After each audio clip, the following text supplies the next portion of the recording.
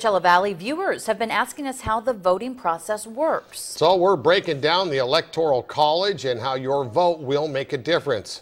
KMIR-6's Adriana Weingold joins us in studio with a special You Ask, We Investigate. First off, think about the presidential election as 51 individual elections, one for each state and Washington, D.C. To win the state, the candidate must get the majority of the people's vote. That's called the popular vote.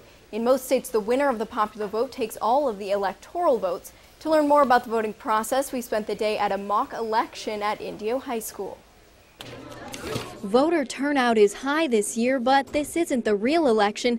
It's a mock election at Indio High School. We just want them to have an understanding of the whole experience. We'll be able to connect it with the kids of their voting experience versus how they voted in history, and then help them to feel more prepared when they vote in their first election.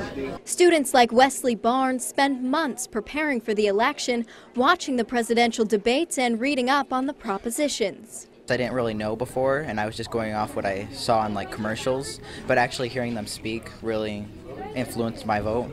Students cast their vote. They represent the popular vote. But to win the real election, candidates also need to win the electoral vote. There are 538 total electoral votes. For a president to win the election, they must get at least 270 electoral votes.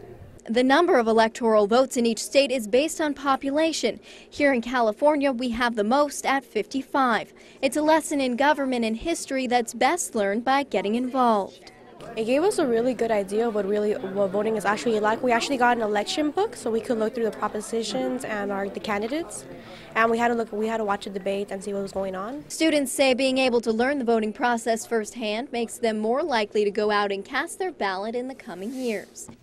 And as we've seen in past elections, just because you win the popular vote doesn't necessarily mean you'll become the president. It's ultimately up to the Electoral College. To see a full list of electoral votes by state, go to our website, KMIR6.com. Back to you.